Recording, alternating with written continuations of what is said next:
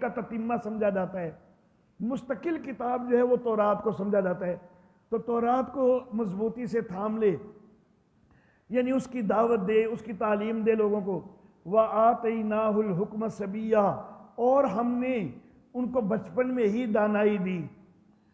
یہاں پر میں ایک اور بات یہ عرض کرنا چاہوں گا، آپ الحمدللہ طلبہ ہیں اور طالبات بھی الحمدللہ بیٹھی ہیں، آپ میں سے کئی خطباء بنیں گے، طالبات بھی جو ہیں خطابت کے معاملات میں آگے نکلیں گی انشاءاللہ۔ خطباء کے انداز میں اشارے کرنا ایک بڑی اہمیت رکھتا ہے یہ چیز، لیکن اشارے کرتے ہوئے بھی تھوڑا خیال کرنا چاہیے۔ اب یہاں پر آتیناہو، ہم نے عطا کیا۔ اب جب ہم بول رہے ہیں نا تو ہے کون؟ ہم سے مراد اللہ ہے، تو اپنی طرف اشارہ نہیں کر لینا چاہیے۔ یہاں پر جس وقت اللہ رب العزت کی طرف سے بات ہو رہی ہو، اللہ کہہ رہے ہو کہ ہم نے یوں کیا، تو پھر وہ عموماً جو ہم کا اشارہ اپنی طرف ہم کرنے کے عادی ہوتے ہیں نا، یہاں پر وہ اشارہ نہیں کرنا، کیونکہ اللہ رب العزت کی مثل ہم نہیں ہو سکتے۔ اللہ اللہ، میرے والد مکرم حضرت قاضی عصمت اللہ عاصمہ اللہ تعالی، اللہ رب العزت ان کی قبر پہ کروڑوں رحمتیں نازل فرمائے، وہ فرمایا کرتے تھے کہ مثال کے طور پر اللہ کی مٹھی کا ذکر آیا تو کسی خطیب کو نہیں چاہیے کہ وہ اپنی مٹھی بند کر کے ساتھ دکھا رہا ہو، یہ اشارہ نہیں کرنا چاہیے، کیونکہ اللہ کی مٹھی کا آپ لیس کمثلہ شیء، اس کی مثل بھی کوئی چیز نہیں ہو سکتی، تو آپ اپنی مٹھی کو جو ہے وہ اس کی مثل بنا رہے ہیں، تو اللہ کی مثل تو کوئی چیز نہیں ہو سکتی۔ تو اشارے کرنے میں بھی محتاط رہنا چاہیے، اور یہ اشاعت التوحید و سنہ کا امتیاز ہے کہ ہمارے بزرگوں نے ہمیں یہ چیز بتلائی ہے کہ اشارہ بھی کوئی ایسا نہیں کرنا کہ جس میں شرک کا شائبہ تک بھی آ جائے۔ اللہ اللہ۔ وَآتَيْنَاهُ الْحُكْمَ صَبِيًّا، اور ہم نے ان کو بچپن کے اندر ہی دانائی دی۔ وَحَنَانًا مِن لَدُنَّا، اللہ اللہ، اور ہم نے ان کو شوق دیا اپنے طرف سے، عبادت کا بہت شوق تھا۔ وَزَكَاةً، اور پاکیزہ زندگی دی۔ وَكَانَ تَقِيًّا، بڑا پرہیزگار تھا، بڑا متقی تھا۔ وَبَرًّا بِوَالِدَيْهِ، نیک سلوک کرنے والا تھا اپنے والدین سے۔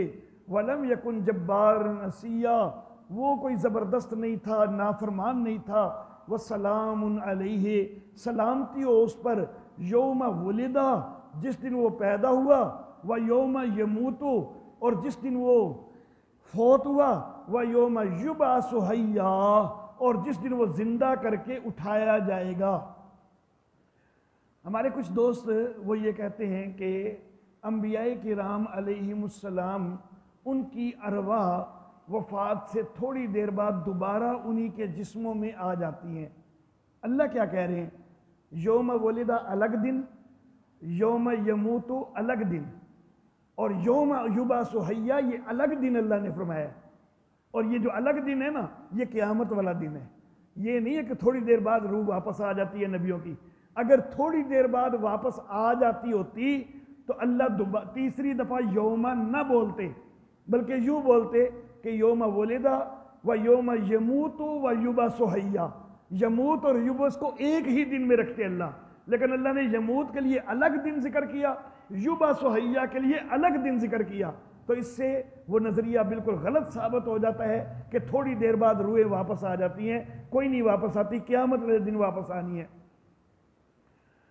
وَاذْكُرْ فِي الْكِتَابِ مریم، اور ذکر کر کتاب میں مریم کا، رضی اللہ تعالی عنہ۔ جواب شبہ دوم، جواب شبہ دوم، جی ہاں جی، وَاذْكُرْ کے نیچے، اور ذکر کر کتاب میں مریم کا، جب وہ الگ ہوئی اپنے گھر سے ایک مشرقی جگہ میں، مشرقی جگہ بیت اللحم، جہاں پر، اچھا جی،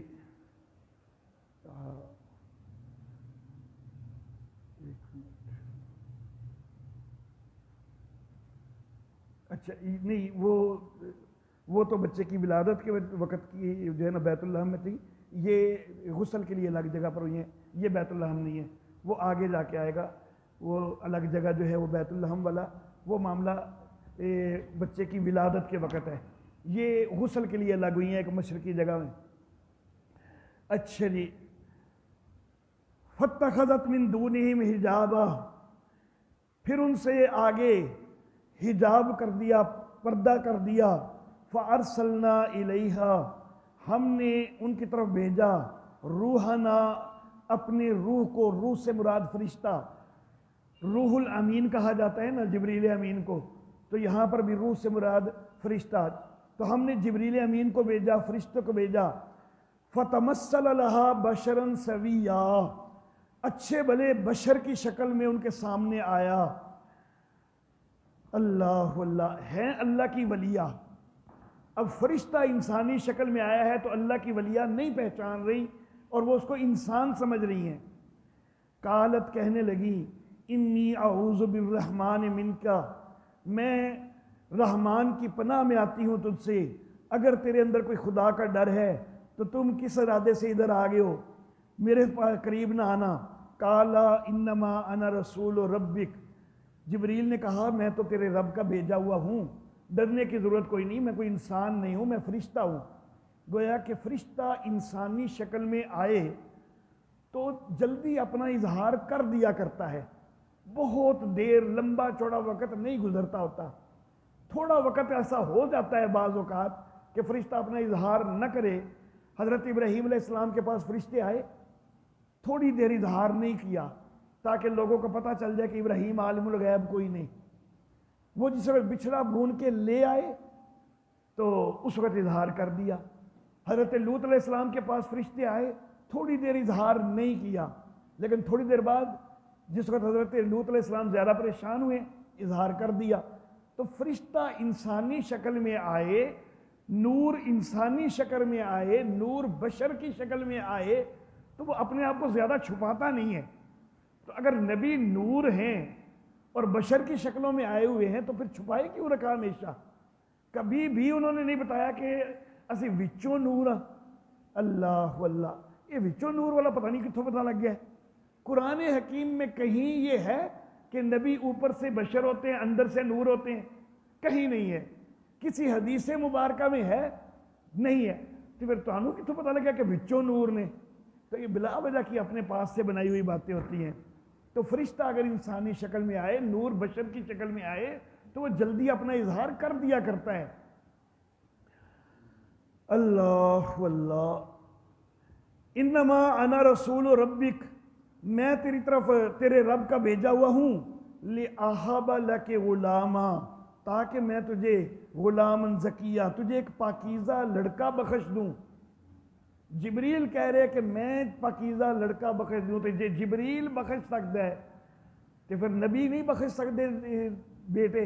پھر تو نبی بھی بیٹے دے سکتے ہیں۔ یہ اشکال ہو گیا، اعتراض ہو گیا۔ اللہ اللہ، اصل معاملہ ایسا ہے کہ گفتگو کے دو انداز ہوتے ہیں، پیغام آگے پہنچانے کے دو انداز ہوتے ہیں۔ مثال کے طور پر آج قاضی صاحب نہیں آئے تو میں ان کا پیغام آپ تک پہنچاتا ہوں۔ اب ایک انداز ہے کہ قاضی صاحب کہہ رہے ہیں کہ میں تھکے ہیں تو میں نہیں آ رہا، اور ایک انداز ہے کہ قاضی صاحب کہہ رہے ہیں کہ وہ تھکے ہیں تو وہ نہیں آ رہے۔ اب ایک میں کہہ دیا، ایک میں وہ کہہ دیا۔ جب میں کہا تھا کہ میں مراد تھا، مراد پھر بھی وہ تھے۔ تو یہاں پر صرف بولنے کا انداز جبریل کا ہے کہ اللہ کہندے نے کہ جبریل تو جا، کہ اللہ کہندے نے کہ میں تانوں اولاد دینی ہے، کہ اولاد اللہ نے دینی، جبریل نے نہیں دینی۔ اللہ اللہ، یہ صرف انداز کلام جو ہے وہ اس انداز کا ہے۔ یا پھر دوسری بات یہ کہ ایک ظاہری سبب جبریل بن رہا ہے، کیونکہ پھونک جو ہے وہ جبریل نے بظاہر ماری ہے، تو ایک ظاہری سبب کے لحاظ سے، باقی حقیقتاً تو دینے والا اللہ ہے، ظاہری سبب جو ہے وہ جبریل بنے ہیں۔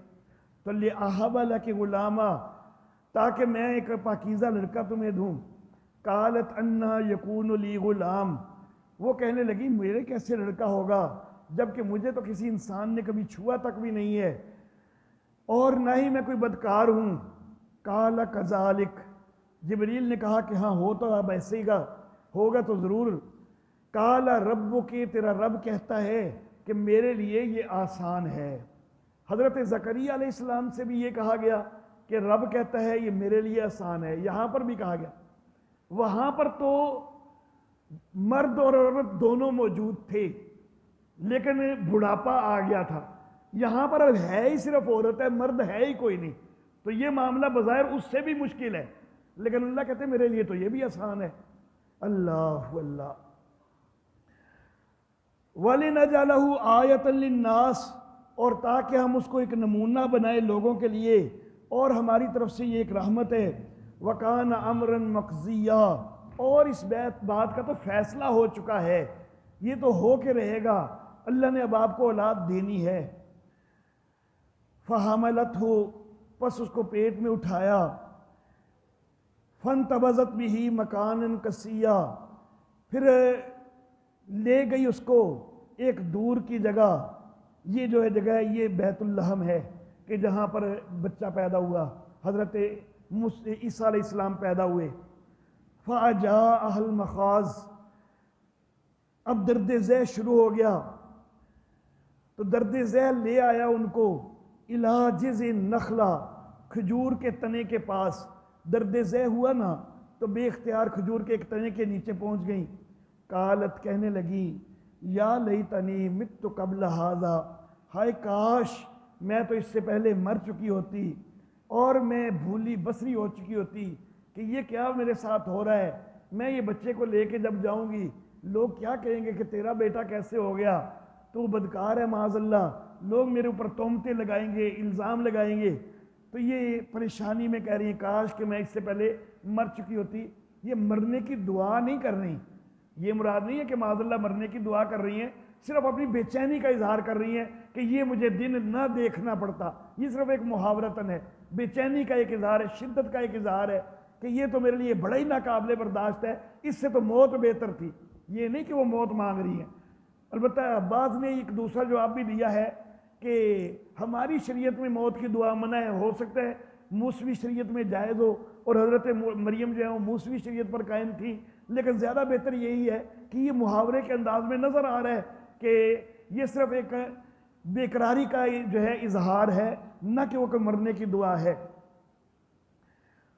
فَنَادَاهَا مِن تَحْتِهَا، پس اس کو آواز دی اس کے نیچے سے کہ غم نہ کھا، تیرے رب نے تیرے نیچے چشمہ جاری کر دیا ہے۔ اللہ اللہ، دیکھو آپ کو پانی کی ضرورت ہے، یہاں پانی نہیں تھا، اللہ نے چشمہ جاری کر دیا ہے، تو آپ کے اوپر تو اللہ کی رحمتیں ہو رہی ہیں، اللہ آپ کے انتظامات کر رہے ہیں، تو آپ کو پریشان ہونے کی ضرورت نہیں ہے۔ وَهُزِّي إِلَيْكِ بِجِذِعِ النَّخْلَةِ، کھجور کے تنے کو اپنی طرف ہلا، تیرے اوپر یہ تنا پکی ہوئی کھجوریں گرائے گا۔ عورت ہے، زچگی کے مراحل سے گزری ہے، اس وقت کمزوری بھی آ چکی ہوتی ہے زچگی کے مراحل میں، اب کھجور کا تنا ہلانا، بڑا زوردار مرد بھی ہو تو اس سے بھی کھجور کا تنا ہلانا کوئی اتنا سوکھا کوئی نہیں، تو یہ عورت ہے اور ہے بھی زچگی کے مراحل میں، تو کیا اتنے زور سے ہلا سکتی ہے کہ کھجوریں گریں؟ لیکن یہ ساری ایک کرامت کے انداز میں ہو رہی ہے، یہ معاملہ ایک کرامت کے انداز میں چل رہا ہے، تو اللہ کی طرف سے یہ کرامت ہے۔ اور میں یہ عرض بھی کرنا چاہوں گا کہ معجزہ اور کرامت بظاہر ولیوں کے اور نبیوں کے ہاتھ سے صادر ہو رہے ہوتے ہیں، لیکن ان کا فاعل اللہ ہوتا ہے، کرنے والا اللہ ہوتا ہے۔ کوئی معجزہ کسی نبی کے اپنے اختیار میں نہیں ہوتا، کوئی کرامت کسی ولی کے اپنے اختیار میں نہیں ہوتی۔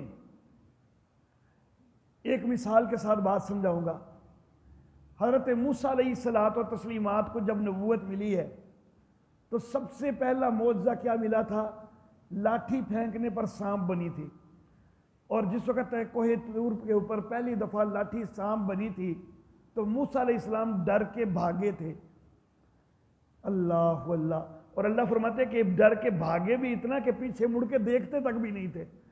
اللہ اللہ، اگر معجزہ تھا اپنے اختیار میں تو پھر اپنے اختیار سے خود لاٹھی کو سانپ بنا کے خود ہی ڈر گئے، یہ کیسے ہو سکتا ہے؟ تو معلوم ہوتا کہ اختیار تو کیا، علم تک بھی کوئی نہیں تھا، پتہ تک نہیں تھا کہ ابھی یہ لاٹھی سام بننے لگی ہے، اندازہ بھی کوئی نہیں تھا. تو معجزہ نبی کے اختیار میں نہیں ہوتا، وہ اللہ کے اختیار میں ہوتا ہے. نبی کے بس ظاہراً ہاتھ سے صادر ضرور ہوتا ہے، لیکن اختیار اللہ کا چلتا ہے. اور میں ایک بات کہا کرتا ہوں کہ انبیاء کرام علیہم السلام کو جو معجزات دیے گئے ہیں، ہر معجزہ اللہ کے اختیار کا ہے. نبی کے اختیار کا کوئی معجزہ نہیں ہے، کسی نبی کے اختیار کا کوئی معجزہ نہیں ہے. لیکن اگر فرض کرو کوئی مولوی کسی طرح کوئی نہ کوئی ایسی تعویل کر دیتا ہے کہ وہ تعویل کر کے تو کسی معجزے کے متعلق یہ ثابت کرنا شروع کر دیتا ہے کہ یہ فلاں نبی کے اپنے اختیار میں ہے، تو ممکن ہے کہ وہ کوئی ایسی تعویل کر لے کہ جس سے کفر کے فتوے سے بچ جائے، ممکن ہے کیونکہ ایسی تعویل وہ بنا لے. لیکن ایک معجزہ تو ایسا ہے کہ جس کے اوپر کوئی تعویل کر کے اس کو نبی کے اختیار والا ثابت کرنے کی کوشش کرے گا، خود کافر ہو جائے گا، سیدھا سیدھا کافر ہو جائے گا. ویسے تو ہر معجزے میں یہی معاملہ ہے، کیونکہ معجزہ اختیار اللہ کا ہے اور اللہ کے اختیار کو نبی کے اندر ماننا کفر ہے. تو ویسے تو ہر معاملہ، لیکن کوئی تعویل کر کے شاید کوئی بچ جائے کفر کے فتوے سے. علماء سوچنے لگ جائیں کہ یار انہیں جی تعویل کی ہے تو پتہ نہیں ہوں کفر کا فتویٰ لگتا ہے کہ نہیں لگتا. لیکن ایک معجزہ ایسا ہے اس میں کسی قسم کی بھی کوئی تعویل کر کے اس کو اللہ کی بجائے نبی کے لیے اگر کوئی ثابت کرنے کی کوشش کرے گا، ساری دنیا کے علماء کہیں گے سیدھا کافر ہو گیا. اور وہ معجزہ ہے یہ قرآن حکیم. یہ قرآن حکیم اللہ کی کتاب ہے نا، یہ اللہ کا معجزہ ہے. اور یہ کہ کوئی بھی کسی تعویل سے بھی یہ کہے کہ یہ نبی اکرم صلی اللہ علیہ وسلم کا کلام ہے تو سیدھا سیدھا کافر ہے. تو معجزہ اللہ کے اختیار میں ہوتا ہے، نبی کے اختیار میں نہیں ہوتا. اللہ اللہ.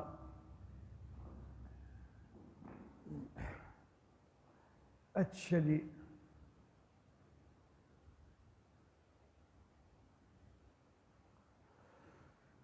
فَكُلِي وَاشْرَبِي وَقَرِّي عَيْنَا، کھا اور پی اور اپنی آنکھ ٹھنڈی کر. پھر اگر تو کسی بشر کو دیکھے فَقُولِي، تو یہ کہہ دے، یا تو صرف اشارے سے کہہ دے، یا یہ کہ اگرچہ باقی بولنا جو ہے. جی السلام علیکم. جی جی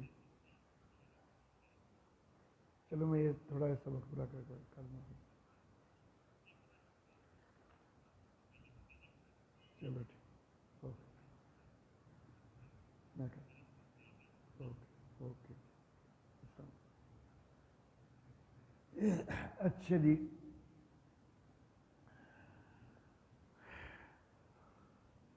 تو کہہ، اگر کوئی بشر نظر آئے تو کہہ کہ میں نے رحمان کے لیے نظر مانی ہے روزے کی، تو میں نے بولنا کوئی نہیں. تو باقی تو بولنا کوئی نہیں، یا تو اتنا جملہ کہنے کی اجازت دی گئی اور یا یہ بھی اشارے سے کہہ.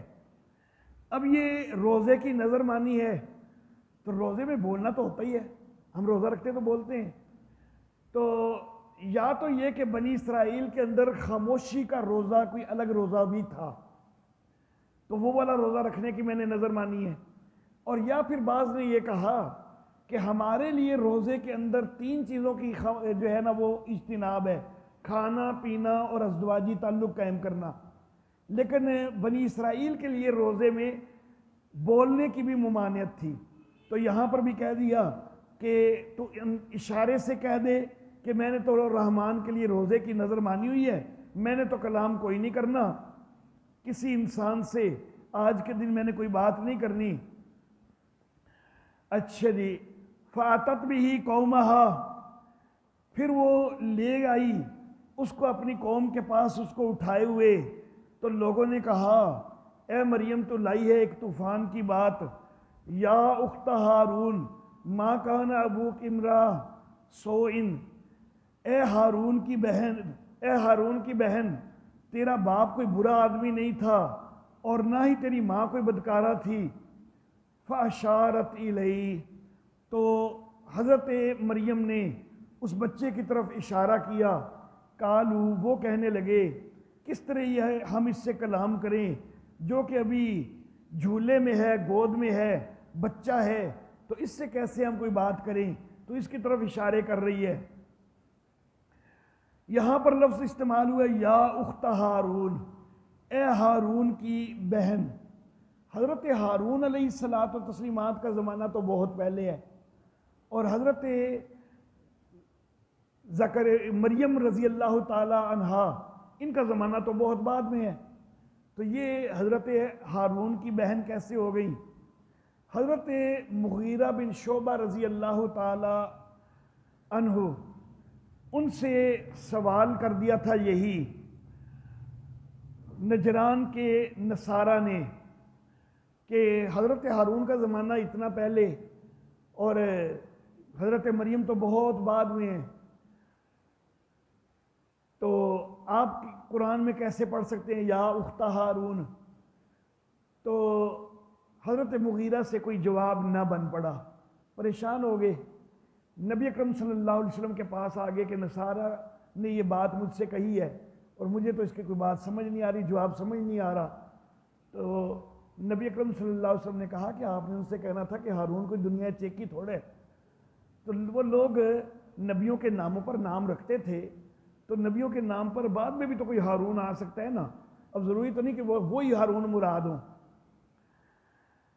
لیکن یہاں پر پھر ایک اور مسئلہ ہے کہ مریم کا تو بھائی ہے ہی کوئی نہیں، عمران اور حنہ ان کی تو اولاد ہو ہی نہیں رہی تھی، نظر مانی تھی تو ایک مریم ہی تو پیدا ہوئی، تو کوئی بھائی تو ہے ہی کوئی نہیں کہ جس کا نام ہارون ہو، کہ جس کی وجہ سے مریم کو یا اخت ہارون کہا جائے۔ تو یہ ایک سوال پھر پیدا ہوتا ہے۔ اچھا جی، اب اس کا ایک جواب یہ کہ حنہ کی اولاد نہیں ہو رہی تھی، لیکن ممکن ہے کہ عمران کی کوئی اور بیوی ہو اور اس بیوی کی اولاد موجود ہو اور وہ ہارون اس بیوی کا بیٹا ہو، تو عمران باپ تو ایک ہی ہے، تو اس لیے باپ شریک بہن تو ہے، تو اس لیے یا اخت ہارون کہا جا سکتا ہے۔ حنہ بانج ہیں، حنہ جو ہیں ان کی اولاد جو ہے وہ بڑھاپے میں ہوئی، لیکن ہو سکتا ہے عمران کی کسی اور بیوی سے پہلے بھی اولاد ہوئی ہو، ایک تو یہ چیز جو ہے وہ کہی جا سکتی ہے۔ دوسرا یہ کہ سگا بھائی نہ ہو لیکن ان کے خاندان میں کوئی بڑا نیک آدمی ہارون موجود ہو، تو اس نسبت سے تانا دیا گیا ہو کہ خیال نہیں کرتی تو وہ ہارون کے خاندان کی ہے، اس کی بہن لگتی ہے، اور وہ اتنا نیک بندہ اور تو کیا کر رہی ہے؟ تو یہ بھی مراد ہے کہ ان کے دور میں ہارون نامی بندہ ان کا کوئی قریبی عزیز ہو، قریبی رشتہ دار ہو، کوئی کزن وغیرہ ہو، تو اس کی بھی تو بہن کہا جا سکتا ہے۔ اور بعض نے ایک اور چیز کہی لیکن وہ چیز جو ہے وہ مناسب نہیں، بعض نے یہ چیز یہ کہی ہے کہ وہی حضرت ہارون ہی مراد ہیں، اور بعض اوقات اگلی نسل کو جو ہے وہ آبا کی نسبت سے بلاتے ہوئے بھی اخ یا اخت کا لفظ استعمال کیا جاتا ہے۔ مثال کے طور پر عرب کا ایک قبیلہ ہے سلیم، اور سلیم کی جو اگلی نسل ہے نا، سلیم ان کے آبا میں سے نام ہے، اگلی نسل کے لوگ جو ہے نا ان کو اخ سلیم کہا جاتا ہے، حالانکہ وہ ابنائے سلیم ہیں، وہ اخ سلیم تو نہیں ہے، تو پھر بھی ان کو اخ سلیم کہا جاتا ہے عربوں میں۔ تو اسی طرح اگرچہ ہارون بہت پہلے، لیکن ان کی اخت جو ہے ان کی اولاد کو بھی کہا جا سکتا ہے، لیکن یہ والا وہ اس حدیث کے خلاف بن جاتا ہے، اس لیے یہ جواب مناسب نہیں، کیونکہ نبی صلی اللہ علیہ وسلم نے کہا کہ وہ ہارون اور یہ ہارون اور۔ اچھا جی، تو یا اخت ہارون، اے ہارون کی بہن، تیرا باپ بھی کوئی برا آدمی نہیں تھا، تیری ماں بھی بدکار نہیں تھی۔ اس نے بچے کی طرف اشارہ کیا، وہ کہنے لگے ہم اس سے کیسے بات کریں کہ جو ابھی گود میں بچہ ہے۔ قال انی عبداللہ، یہ انشاءاللہ کل کے درس میں ہو جائے گا۔ وآخر دعوانا ان الحمدللہ رب العالمین۔